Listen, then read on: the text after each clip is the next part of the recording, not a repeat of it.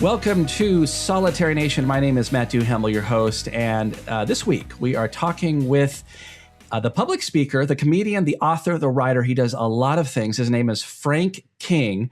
He has written for Jay Leno, Joan Rivers, and Dennis Miller. Frank King, welcome to Solitary Nation. Oh, thank you very much. Nice to be here. Nice to meet you. And kind of give us a background of how did you get involved with public speaking and all the things that you do. And you also talk about more of the serious stuff about depression and suicide. Kind of give us a background of how you got started with that.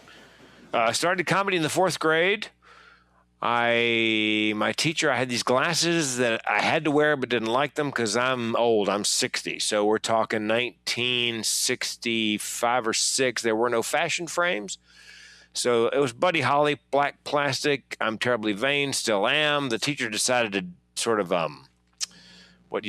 introduce me and my glasses to the entire class at the same moment. So she had me come to the front of the class, turn away from the students, put on my glasses, turn back to the students, sort of desensitize everybody same time. And she looked down at me. She goes, "See, you look intelligent." And I said, "Yes, that would explain all the laughter." And she excused herself to go to the teacher's lounge. And years later, I saw her at the Winn-Dixie grocery store. She goes, "Frank, do you have any idea why I left the room that morning to go to the teacher's lounge?" I go, "I have no idea, Ms. Dark." She goes, "Because what the thing you said to me, that would explain all the laughter, was the funniest thing a child had ever said to me. And I was afraid if I laughed in your face, you'd be terribly hurt. So I had to quickly excuse myself and go down to the teacher's lounge and share that story with everybody else." So that was my first show. And then I did the high school talent show. Nobody had ever done stand-up at the high school senior talent show. So I did 15 minutes of high school humor, sneaking out to lunch, that kind of stuff. And I won the talent show. And I told my mom, "Well, I'm gonna be a comedian." She goes, "No, you're going to college. You can be a goat herder when you get done, but you're going to be a goat herder with a degree." I started going to the comedy clubs, to amateur nights. And my first wife, that was not her vision for what I should be doing. So after about 4 years, 11 months, 18 days, who's counting, we separated. And because I flat out told her I was going to be a stand-up comedian. And then within probably 11 or 12 months, I had booked 10 professional weeks of comedy on the road. And that began what became a 2,629 night in a row comedy club road trip. And so, we were on the road for 7 years and change with no home, just a post office box and an answering service, and opened up for Seinfeld and Ron White and Foxworthy and Dana Carvey and Kevin Nealon and Dennis Miller. And then fast forward to 2014 when I did my TEDx talk on depression and suicide. At that point, I went from being a funny speaker to a speaker who was funny, because now I had something to talk about. And so since 2014, I've been focusing my speaking on depression, suicide prevention, postvention. And of course, being a comedian, there's humor in there. It's organic. It's not jokes. It's just, there is humor in most everything. And if done, well, it's a great, you can't really talk about depression and suicide for 45 minutes without giving them some relief. I think everybody thinks about it everybody thinks about it at one point. Wouldn't you say? I mean, maybe not seriously, but it comes up in their brain. Oh yeah. In their mind. Think about me and my family. It comes up in my TED talk. I say what's his name? Seth Godin said, to do a TED Talk, you need an idea worth spreading.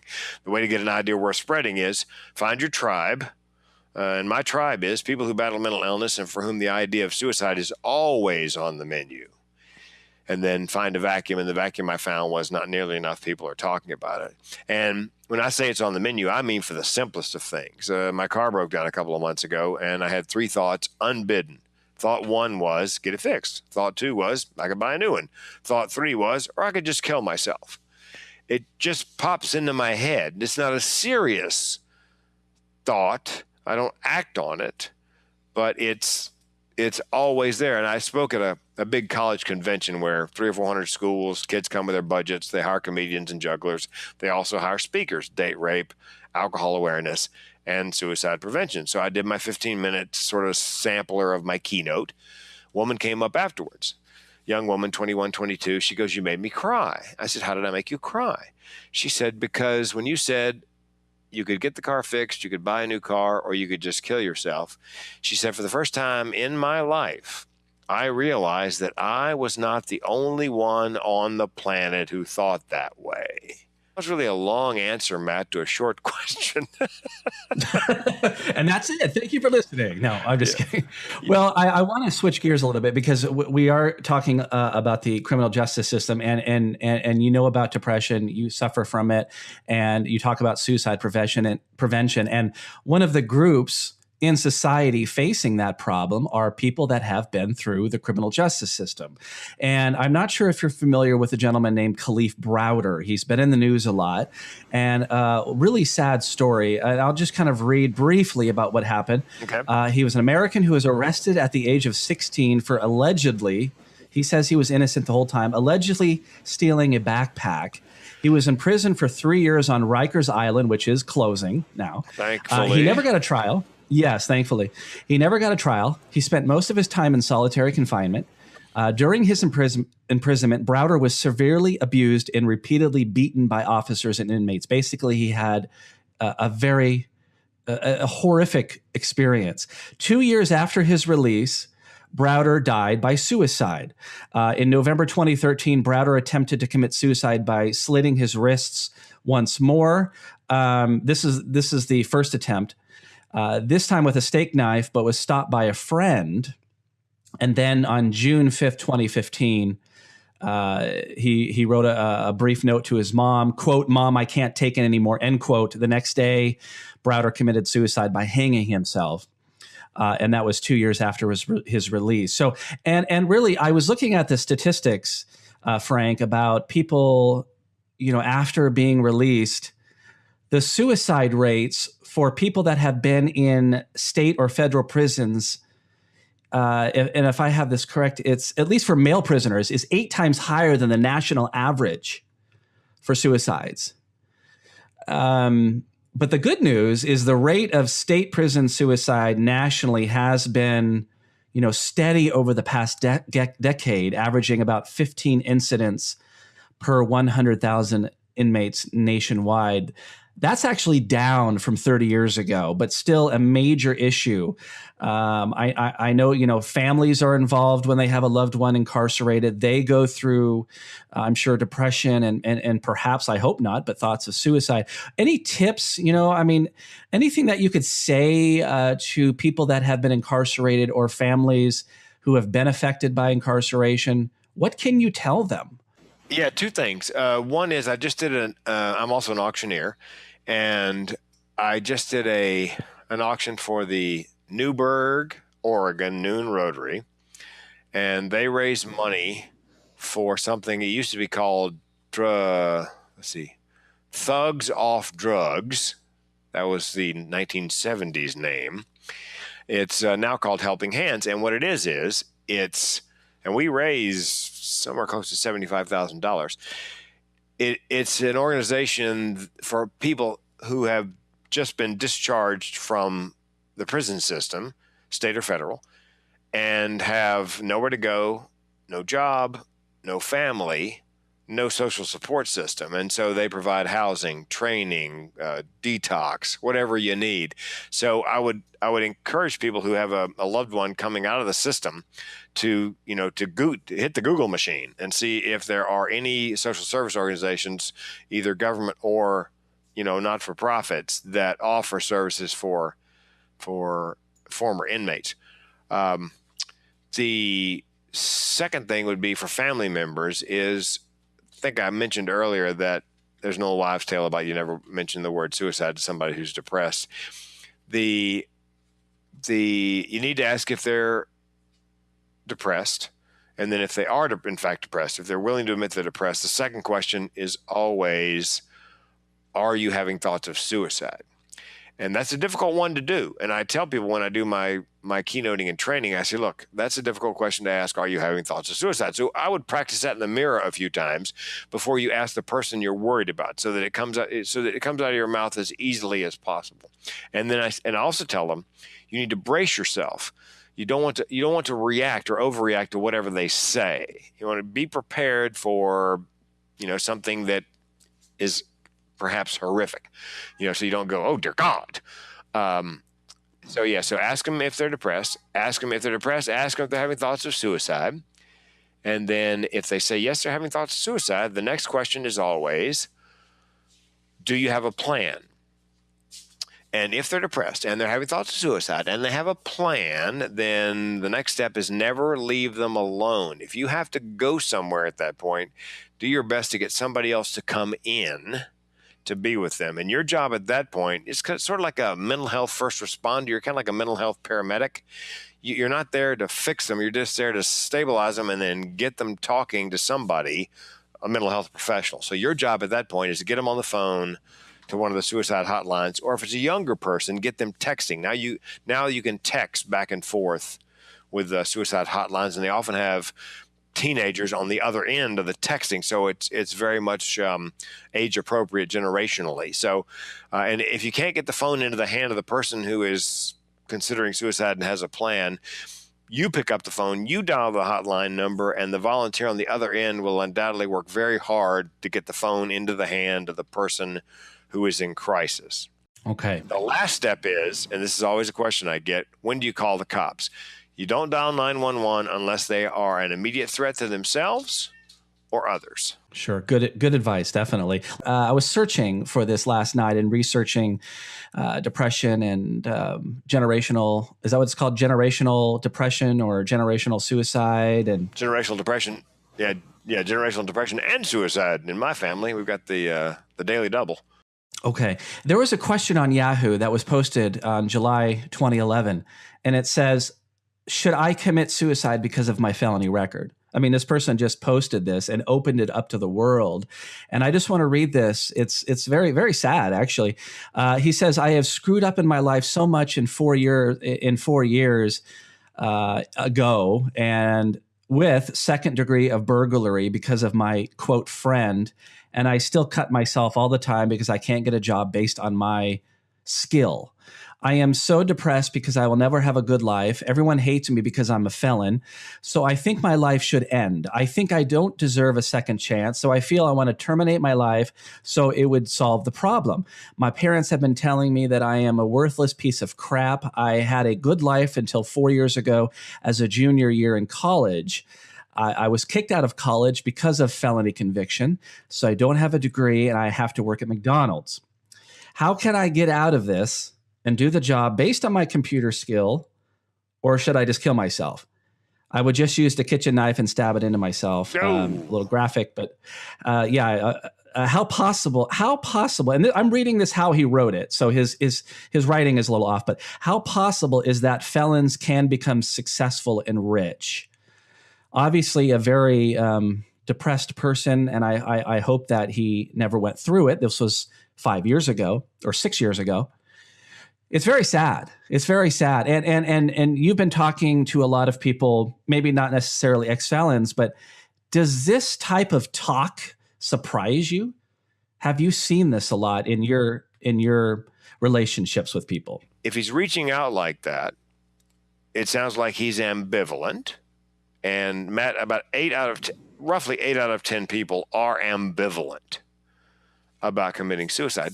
The other two, there's probably nothing you can do to stop them. If you go online, type in Kevin Hines, Hines. He's got a YouTube video.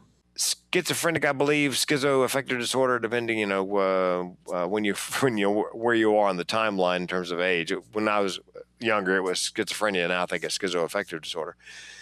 And he was hearing voices. Voices told him to commit suicide. He went on Google, typed live in San Francisco, want to commit suicide. Of course, found a website that suggested a bridge and took a bus to the bridge. And says in his talk, he was hoping somebody on the bus would ask him, are you okay? And he said, if somebody had asked, he said he would have spilled his guts. No, I'm not okay. I'm on my way to the bridge to commit suicide. I need help. But nobody on the bus spoke, asked, tumbled to the fact that he was in this state.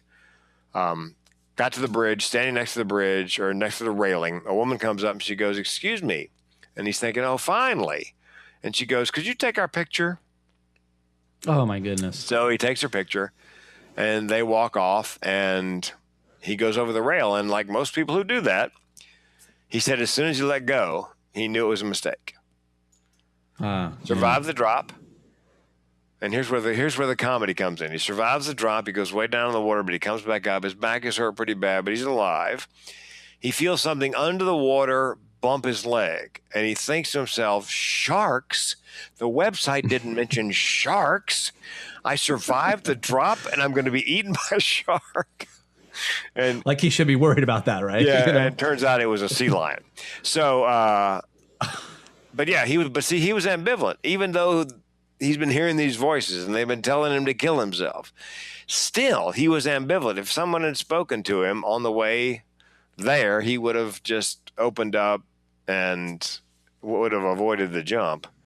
In my TED Talk, I said, like, here's what you don't say. You know, turn that frown upside down, pull yourself up by your bootstraps.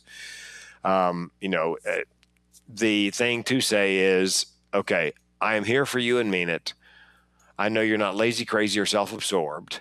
I understand that depression is an illness. The good news is with time and treatment, things will get better, and I will take the time and mean it and help you get the treatment and mean it. And then, of course, the next question is, are you having thoughts of suicide? So, yeah, if I was talking to that young man right this minute, I go, we talk about his situation. I would tell him I do believe there's life after felony. In your TED Talk, this was kind of funny. You hold up a shirt as an example.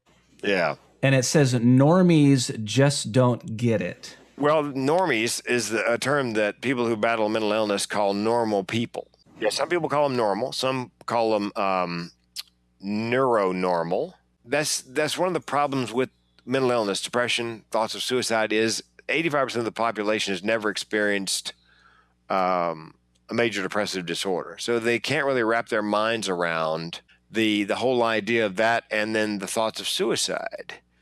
I just spoke for the Oregon Funeral Directors Association, and I talked about suicide prevention and postvention. Prevention because if you have a family that's lost a member to suicide, some of the other family members may be thinking, why should I go on? Why bother now that so-and-so is gone? Postvention, how do you handle a family? Because if they die in an automobile accident, it's sudden, violent, and unexpected. If they die by suicide, it's sudden, often violent, unexpected, and the person chose to take their own life. And most normal people cannot conceive of a life so bad that it would end by somebody taking their own life. You hear people say, I can't believe he wanted to kill himself. He didn't want to kill himself. He wanted the pain to end. If he could have pulled the trigger tonight and wake up tomorrow morning and feel what most people feel normal, that would probably be his choice. Depression is like walking around in those lead-filled boots. It's difficult to put one foot in front of the other. Yeah, and I remember hearing that in your TED Talk, wearing lead shoes as an example of depression. It seems to me that it's just it's an invisible illness that people just are afraid to talk about. Especially if you have a felony record or you've been in prison, it's kind of like a double embarrassment. Hey, I've been through prison, I have a felony or even a misdemeanor, and I am very depressed. Do you find a lot of people just don't want to talk about it? Well, men specifically.